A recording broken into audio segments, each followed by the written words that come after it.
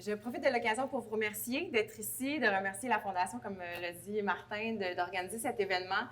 Pour nous, c'est la 12e année qu'on tient l'édition, qu'on tient le 30 minutes à fond pour le fond. Comme Martin le mentionnait, au sein de nos succursales, c'est une activité qui demande beaucoup l'implication de nos employés. On fait des efforts jour après jour pour ramasser des fonds pour cette fondation-là. Puis, c'est pas évident. Par contre, on réalise clairement que la prévention, puis quand on a commencé à ce moment-là, la prévention n'était pas quelque chose auquel on pensait, puis c'était pas nécessairement le réflexe premier d'investir dans la prévention. Mais depuis, il y a vraiment eu, moi je le vois, quand je parle aux gens, quand je leur parle d'exercice d'alimentation, les gens sont de plus en plus conscients de l'importance que ça a sur leur qualité de vie et sur la qualité de vie future qu'ils vont pouvoir avoir. Mais reste que l'adoption et le maintien du comportement demeurent un défi de taille. Et c'est pour ça que Nautilus Plus s'assure d'offrir les meilleures installations, d'offrir des professionnels qui vont pouvoir accompagner ces gens-là dans l'adoption et le maintien de ces comportements sains. Mais je serais peut-être portée à revenir peut-être au début, Boran, pour parler un petit peu de quelles étaient les principales orientations de la chaire au départ et vers où on veut s'en aller avec les recherches de la chaire.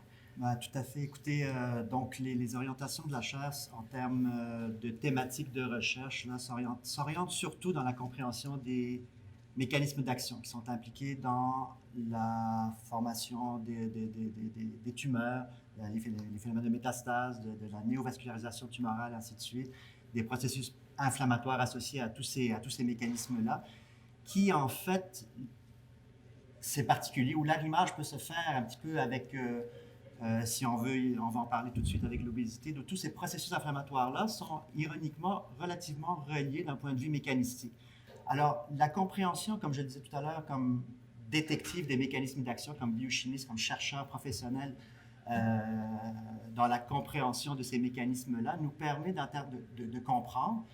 Et en fait, au-delà de l'apprendre, c'est vraiment de comprendre ce qu'on est en train d'explorer. Une fois qu'on comprend tout ça, tous ces mécanismes-là, ben, on peut intervenir. Évidemment, lorsqu'on comprend ces mécanismes-là, on peut intervenir en amont, et particulièrement avec les molécules dérivées de notre diète. Nous, ce qui nous intéresse plus particulièrement, ce sont l'impact biologique et la compréhension de ces mécanismes d'action de ces molécules-là, donc dérivés de ce qu'on mange quotidiennement, donc des fruits, des légumes au quotidien. Donc, l'impact est majeur, et puis, une fois qu'on comprend ça, c'est tout, comme vous le dites, c'est tellement plus simple à l'expliquer et après ça, de sensibiliser le grand public au bienfait d'une saine alimentation, évidemment alliée à l'activité physique. Tout à fait. Puis, donc, ça me fait penser on parle de surpoids, d'obésité, et dans une industrie comme la nôtre, d'activité physique, où le paraître, les gens ont l'impression qu'on va au gym pour avoir un beau corps. Puis aujourd'hui, on comprend évidemment que la santé passe par un poids sain, une composition corporelle qui est saine. Et je pense que de plus en plus, avec les trouvailles qu'on fait au niveau de la diète, au niveau de l'activité physique, on réalise l'impact majeur que ça peut avoir sur notre composition corporelle et évidemment sur les maladies qui en suivent, peut-être au niveau des découvertes, au niveau de l'activité physique, peut-être plus particulièrement. Je pense que le point que tu soulèves est extrêmement important. L'Organisation mondiale de la santé a émis un rapport l'an dernier en compilant 56 millions de décès à l'échelle mondiale dans 195 pays. Et la conclusion de ça, c'est que 70% de ces décès-là étaient associés à des maladies chroniques qu'on peut prévenir. Alors, c'est pas n'importe quoi, ça, dont on parle. L'Organisation mondiale de la santé a également émis un communiqué l'an dernier à l'effet que l'obésité remplacerait le tabac comme première cause de mortalité au 21e siècle. Alors, c'est un problème majeur, l'obésité, le surpoids à l'échelle mondiale. Et la prévention est évidemment au cœur de cette lutte-là. Notre système de santé est basé sur la thérapie, il n'est pas basé sur la prévention. On a des hôpitaux pour traiter les maladies, on n'a pas de pensée de prévention. On vit dans une société de consommation où on achète des objets dont on n'a pas besoin avec un argent qu'on n'a pas pour impressionner des gens qu'on n'aime pas. Lorsqu'on arrive en prévention, on demande aux gens de faire quelque chose maintenant pour un bénéfice dans 10 ans, 15 ans, 20 ans. It's a hard sell. C'est très dur à vendre, ce concept-là. Fondamentalement, c'est un concept qui est dur à vendre. On veut le bonbon tout de suite, même si on n'a pas d'argent pour acheter le bonbon. Et toute notre société est basée là-dessus. C'est un concept difficile à vendre. Et c'est pour ça que, comme vous l'avez soulevé tous les deux, le partenariat avec Nautilus est extrêmement important. Parce que nous, ce qu'on trouve, vous pouvez l'utiliser puis amener les gens à le mettre en pratique. Ce concept-là de la prévention, encore une fois, le Center for Disease Control met maintenant l'obésité comme première cause de cancer en Amérique du Nord devant le tabagisme. C'est pas n'importe quoi. C'est la première fois en 70 ans dans la lutte au cancer qu'on identifie un facteur de risque qui dépasse le tabac. C'est extrêmement important. Et les 5 recommandations de base dont on parle, nous, depuis 15 ans, puis dont tous les organismes parlent, c'est de ne pas fumer, d'avoir un IMC. Pour le cancer, c'est entre 21 et 23, c'est pas 25, c'est 21 et 23, c'est très mince. De bouger un minimum de 30 minutes d'exercice par jour, de manger une abondance de végétaux, fruits, légumes, épices, herbes, aromates, céréales de grains entiers et de bannir la bouffe industrielle. Vous appliquez ces 5 recommandations-là de base, vous réduisez les maladies cardiaques de 82 les AVC et le cancer de 70 puis le diabète de type 2 va causer l'effondrement du système de santé publique de 90 Là, on ne parle pas de manger du brocoli, puis on ne parle pas de boire du thé vert 3 fois par jour. C'est simple ce que je viens de dire. Quel est le pourcentage de population au Canada qui fait ça? Moins de 8 92 des gens ne font pas ça. Alors, c'est là que le changement se situe. Et c'est là qu'il faut qu'on amène les gens à aller au gym. Vous êtes après le gouvernement du Québec, je ne sais pas si les gens sont au courant de ça, mais c'est Nautilus qui est le plus important employeur de nutritionnistes au Québec. Alors, ça passe par la nutrition, puis ça passe par l'exercice, et on s'en tire le pas juste pour le cancer, pour les maladies cardiaques, pour le diabète de type 2 et maintenant pour l'Alzheimer.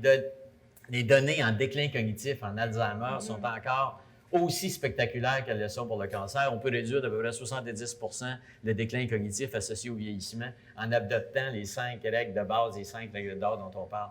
Donc, plus on avance, après 12 ans, moi, le bilan que je fais, c'est que c'est un partenariat exceptionnel parce qu'il permet justement de véhiculer ce message-là puis d'amener les gens à cette prise de conscience-là.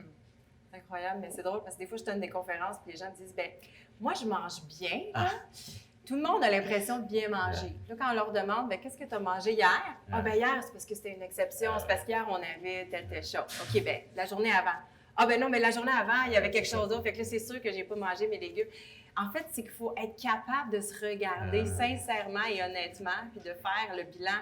Mais des fois, c'est pas évident. C'est sûr d'être aidé, d'avoir des professionnels autour de ça pour dire, est-ce qu'on regarde la réalité, puis ensuite, on va adopter les actions qui sont nécessaires pour nous permettre de... C'est très dur. Les gens, s'ils disent leur IMC est à 25, ils sont à 28. S'ils disent qu'il est à 28, ils sont à 32. S'ils disent qu'il y a un IMC à 32, ils sont à 36. On a une vision très idéaliste de nos comportements. Ça demande de l'effort, et l'effort, c'est difficile à faire. Donc, l'importance d'être bien accompagné pour pouvoir le faire. D'être suivi, puis c'est là que vos intervenants sont importants. Nous, on fait des découvertes dans un laboratoire comme le tien, mais il faut amener ça à l'application pratique. Puis peut-être de façon plus concrète, comment Nautilus Plus a permis à la chaire de se développer? Qu'est-ce que ça a permis concrètement à la chaire, ces dons-là? Concrètement, au quotidien, évidemment, au-delà du support financier qu'on offre à nos étudiants-chercheurs qu'on forme et qui, par la suite, continuent à rayonner après ça sur le marché du travail et à promouvoir donc, les fruits de leur recherche. Ça passe, entre autres, par l'achat d'équipements très spécialisés qui nous permettent de faire des découvertes de pointe là, et de compétitionner avec littéralement des centres de recherche hospitaliers. Donc, entre autres, simplement pour donner un exemple, on a réussi dans les dernières années à nous procurer ce qu'on appelle une chambre à hypoxie, donc où est-ce qu'on peut cultiver des cellules cancéreuses à des tensions d'oxygène extrêmement faibles qui peuvent mimiquer l'intérieur d'une tumeur. Donc, lorsqu'on réussit à recréer cet environnement-là, et ça prend un équipement spécialisé pour le faire, on peut documenter les effets biologiques de certaines molécules qui in vitro, n'ont a priori aucun effet, mais qui in vivo, lorsqu'on essaie de comprendre comment elles peuvent cibler l'intérieur d'une tumeur hypoxique, par exemple, là, on peut documenter les mécanismes d'action. Si on n'avait pas ce type d'équipement-là, on n'aurait pas pu faire ces percées-là. Et force est d'admettre, lorsqu'on teste les molécules phytochimiques dérivées de notre alimentation, dans ces environnements-là, on est en mesure de voir des effets très, très, très ciblés au sein à l'intérieur de cet environnement-là. Donc, on réussit à mimiquer ce qui se passe physiologiquement, donc d'un point de vue pathophysiologique, en fait, lorsque le cancer se développe, avec ce type d'équipement-là. Donc ça, c'est un apport concret. On parlait tout à l'heure de l'impact de l'obésité. En fait, on s'intéresse, comme j'avais dit tout à l'heure, au mécanisme pro-inflammatoire qui lie les deux. Un environnement obesigène est un environnement pro-inflammatoire aussi qui favorise le développement de certains types de cancers. Et pas plus tard que ce matin, j'ai une de mes étudiantes au doctorat qui me montre l'impact. On s'intéresse aux cellules souches adipocytaires, donc les mécanismes, par exemple, de différenciation des cellules souches vers un niveau plus mature d'adipocytes.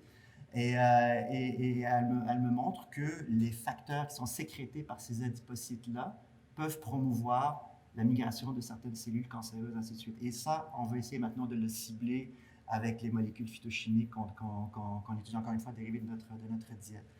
Le support de notre plus évidemment est complémentaire à celui qu'on reçoit aussi du ministère de l'Agriculture et des Pêches et de l'Alimentation récemment sur l'étude aussi de molécules dérivées de notre propre terroir au Québec. Donc on s'est intéressé aux petits fruits comme les bleuets, les baies de sureau et ainsi de suite. Et puis, on réussit à démontrer encore une fois et documenter l'impact que certaines molécules dérivées de ces extraits-là peuvent avoir sur le développement tumoral, sur les mécanismes associés à l'angiogenèse, aux métastases et ainsi de suite. Donc il est majeur.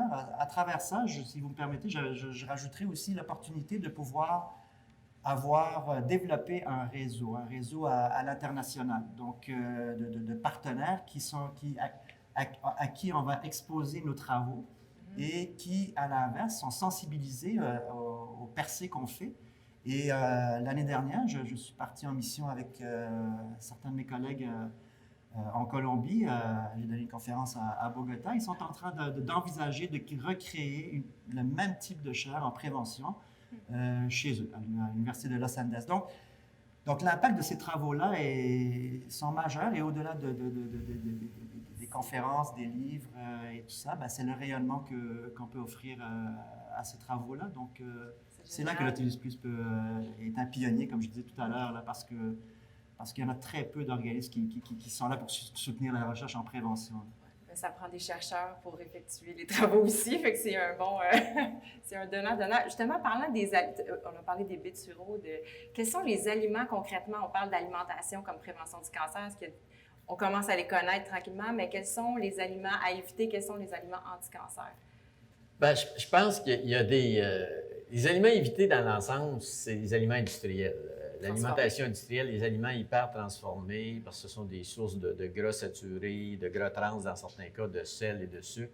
Des aliments hyper transformés mécaniquement aussi, où les protéines sont dénaturées, où les amidons sont facilement accessibles, qui font monter la glycémie très rapidement. Les aliments hyper transformés, c'est une catastrophe. Or, 70% du panier d'épicerie du Nord-Américain est constitué d'aliments transformés. Donc, juste bannir les aliments transformés, hyper emballés, là, quand ça prend un doctorat en chimie organique pour lire la liste des ingrédients, ça veut dire que c'est un aliment transformé. Si on bannit ça de son panier d'épicerie, en tête de liste, les boissons gazeuses, on a déjà un facteur d'impact. Si vous ne fumez pas, je dis toujours dans mes conférences, la chose à sortir de votre panier d'épicerie de chez vous, c'est les boissons gazeuses, diète ou non-diète.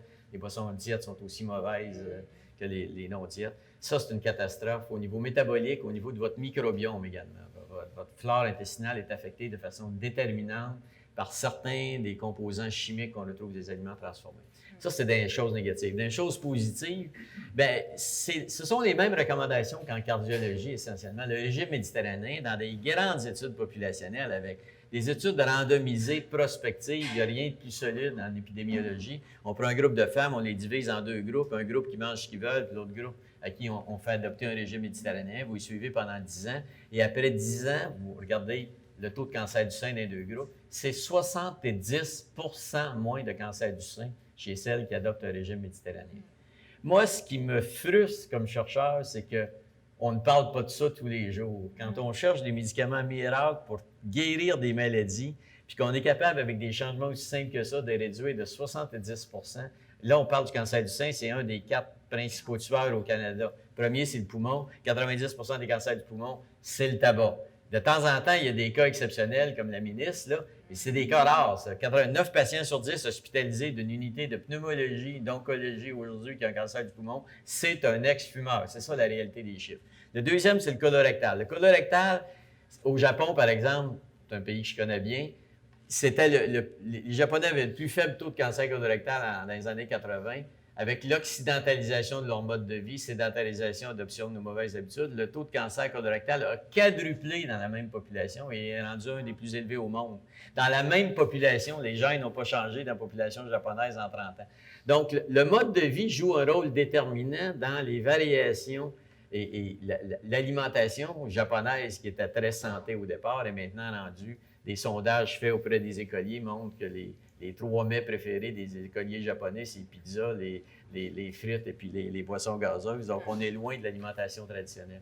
Dans l'alimentation traditionnelle, ce qui ressort, c'est des régimes globaux, alimentation du sud-est asiatique, alimentation japonaise, alimentation méditerranéenne, des aliments privilégiés, l'huile d'olive, qui est au cœur de il y a des molécules qui ont été caractérisées par le groupe de Boran, l'huile européenne, l'éocantal, l'hydroxytyrosol, qu'on ne retrouve que dans l'huile d'olive. Oui, ceux-là, j'y connais, l'oxy.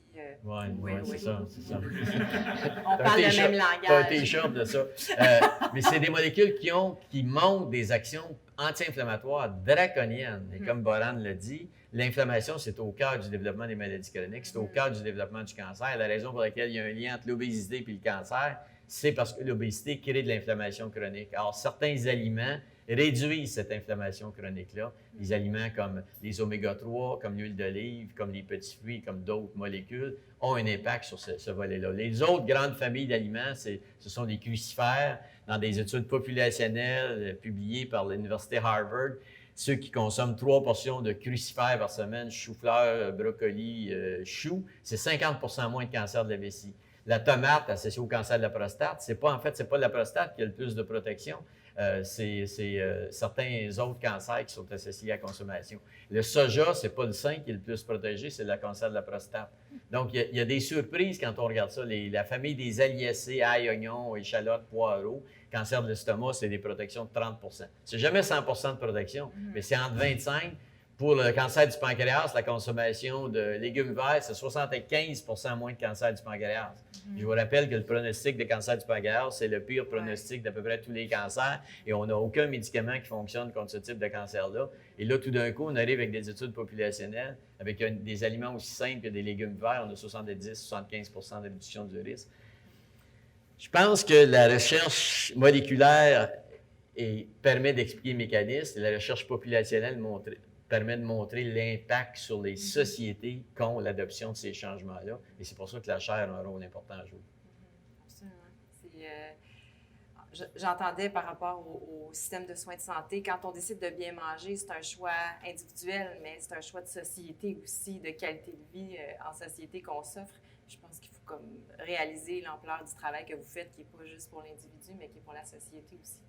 Donc, je vous remercie beaucoup. Merci pour ces précieuses informations. Merci à vous.